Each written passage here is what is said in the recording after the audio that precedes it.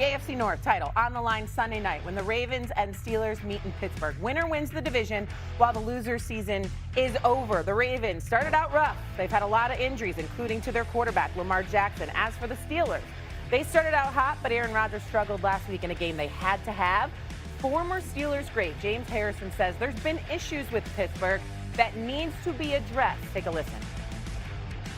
Since our last playoff win in 2016, we can't even pick right on the first and second rounders, dude. We done made more misses than hits on our first and second rounders, bro. It's only 2 players on our squad that got extended in that time frame to a long-term deal when it came that time. And that's TJ and Freiermuth. And that's all on Coach T, man. All right, so let's dissect that a little bit further. Marcus Spears, as I said, is with us, as is Peter Schrager. Happy New Year's Eve, everyone. Hello, hello. What's up, y'all? What's up? You working another one who doesn't work. He gets him here today. Hello, buddy. What's going on? My pal. Good to see I'm in the building. That's right. Let's go. That's right. Kind of in the building, yes. Let's talk a little bit more about what we just heard from James Harrison. We talked a lot on the line on Sunday night, but could a rebuild, maybe for the Steelers, regardless of the result, also be on the line? What do you think, Peter? Yes. And the definition of insanity is doing the same thing over and over and over again. And if they lose and they miss the playoffs, suddenly you're in the same spot with an aging veteran team and the same coach. And how do you get that spark going again? But I would also counter that if they win on Sunday night, you're going into a playoffs where you have home field during the wild card round in cold, snowy Pittsburgh. And then you're going probably on the road to play Drake May in his first playoff game or Bo Nix in his second playoff game. And it's not exactly a murderer's row awaiting for you with experienced teams that have been knocking on the door. So as much as we're writing the obituary for the Steelers and for Mike Tomlin as the head coach of the Steelers, good point. I also think a win can kickstart this thing, and maybe they go on one of these runs that has a veteran team, suddenly a healthier TJ Watt back on the field. I would imagine they get back Calvin Austin. I imagine DK Metcalf makes a major difference. And a win can totally shift the narrative from a rebuild to suddenly, wait a second, our window is here, right now. Why don't we become the team that goes on a miracle run like the Packers did in 2010 or like the Giants did in 2007? Yes, Tomlin, it's going to be a long discussion. It won't be Mike Tomlin shows up to work on Monday if they lose and he's shocked because Mr. Rooney says, you're gone. It's going to be a conversation. Do we really want to bring this back? Do you want to explore some of the other things? Because having worked in the TV game for quite some bit, I will tell you, having worked at Fox, having worked at NFL Network, and now here at ESPN, there is a chair waiting, whether it be in the booth or on one of these wonderful, warm, weather-controlled sets for Mike Tomlin to make a lot of money talking football, if he so wishes, for a year, or he can pick his spot of open, vacant jobs. So let's not cry for Mike Tomlin just yet. I think this team could still go on a run, and if they do say it's time to part ways in Pittsburgh, he's going to have a very good opportunity to having a second or third chapter of his career. Okay, that is true, but Sunday, they didn't have to be in this situation, I know. right? They didn't have to be in brutal this last situation. week. Very brutal. Swagoo, what do you think? Do you think a rebuild is waiting for the Steelers regardless of the result? Yeah, a rebuild is waiting anyway. The quarterback is 42 years old, and we can lament about Aaron Rodgers and what he's done, and obviously he's been impactful for this football team to have him at least at this point, but they still got to rebuild. This is the conundrum that Pittsburgh has been in for the last 5 years, or since Ben Roethlisberger retired. You do well enough not to win a Super Bowl, but you don't do bad enough to be in position to take a franchise quarterback. And listen, that's what the conversation is about. Like, it's not coincidental, y'all. Think about this, right? Let's look at the teams, because Schrags just went through it.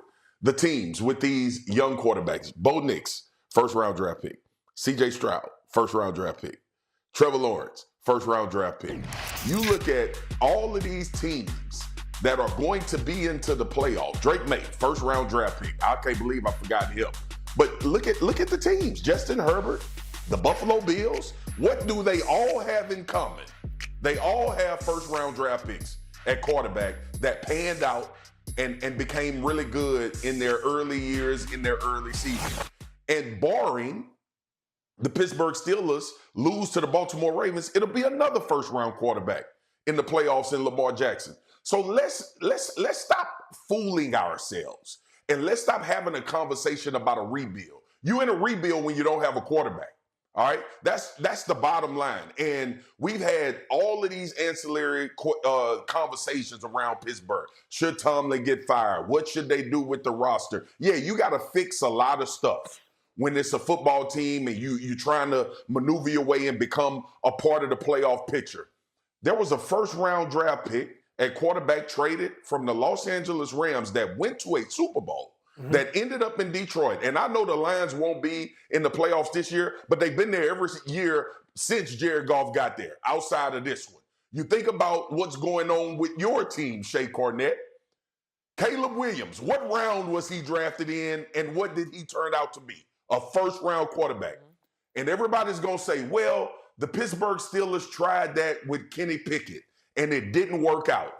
No one on the set was sold that Kenny Pickett was going to take the Pittsburgh Steelers into the future back that I can remember when we were talking about the draft. We know what this is about. And that's not to say you don't get a third-round quarterback to pan out every once in a while, a second-round guy like Jalen Hurts in Philly who's won a Super Bowl, who's been to 2, Tom Brady who was taking late rounds. We all know that. Pittsburgh is rebuilding because they don't have a quarterback. Well, let me say a couple things. First off, Sunday against the Browns was not Rodgers' fault. He had nobody to throw the ball to. Austin didn't play. Metcalf gets himself suspended, and the tight end broke his arm. Took a bad sack, though, and that Boswell field goal became nearly impossible. All right, he played well. He did. 6 points? The Browns No have a good touchdown. defense. I mean, that was not Rodgers. That was not Rodgers' fault. He had nobody. You and I could have played wide receiver. Game on the line, throws to Marquez Valdez-Scantling He 3 was in times. the ball. He had single coverage. I do the same thing. Plus, he had scolding against Denzel Ward on the 4th down play. Threw it high. If that's Metcalf, he catches it. Touchdown. It's not Metcalf. Well, I mean, that's Metcalf's fault. Man, dog, The idiot. go with your analysis. You We be quiet. understand it ain't Aaron Rodgers' fault. Go It ahead with isn't. your That analysis. game wasn't We know his it ain't Aaron fault. Rodgers' fault. Oh, come on, Swaggo. You're going to blame I that know, game on I know. Go Rodgers? ahead. You're going to go. Oh, he agrees with me. No, I apologize. No, man, dog. But you talking like he played a damn MVP game. I didn't say Just that. just It give your wasn't his analysis. fault. Anybody who watched that game, and I had the Browns, so I watched it carefully. Okay, I see that. Anybody who watched that game would tell you, they can't blame that game on Rodgers. That's number one. Number two, the Steelers are not Agreed. going to Okay. rebuild, okay? These are the Steelers. They're not going to sit there and go, 3-14 to get lucky with a draft pick. That's not what they're doing. Pittsburgh will do what they've done for the last 3 or 4 years. They tried Russell Wilson, didn't work. They tried Rodgers, it's semi-worked. May not now if they don't make the playoffs. And number 3, Malik Willis is available. Yeah. And he has played tremendous. He's going to be a free agent. You're telling me that Pittsburgh would not be in the market for him. So I don't think that Pittsburgh is going to sit there and say, you know what, let's let Tomlin walk. Well, be lousy for a year or two and then maybe get lucky with the draft pick. That's not the way the Mooney family operates. Mara family doesn't operate that way. This is they play every game to win. I'd be surprised. And I don't think Tomlin's going anywhere. I think Tomlin's going to stay. You're right, he could do TV in a second. I mean, there's going to be about 5 or 6 jobs open. You're the expert. You figure Tennessee's open, Arizona's open. The Giants are open. Giants aren't going to hire Tomlin, no. There's about 5 or 6, maybe Atlanta. There's 5 or 6, maybe Tampa. Maybe Miami. I think that Ross will keep him. Ross likes McDaniel. I'm saying maybe Miami. But again, I think he's going to stay. I think Tomlin's going to stay. And then finally, quickly, the Ravens are going to win this game. And I made this comment on the radio. Swagoo, I haven't seen him in months. You and I have not talked. I never saw him run. I wanted to get this point in to start the show today. If anybody was wondering what Jim Brown looked like as a running back, Derrick Henry on Saturday night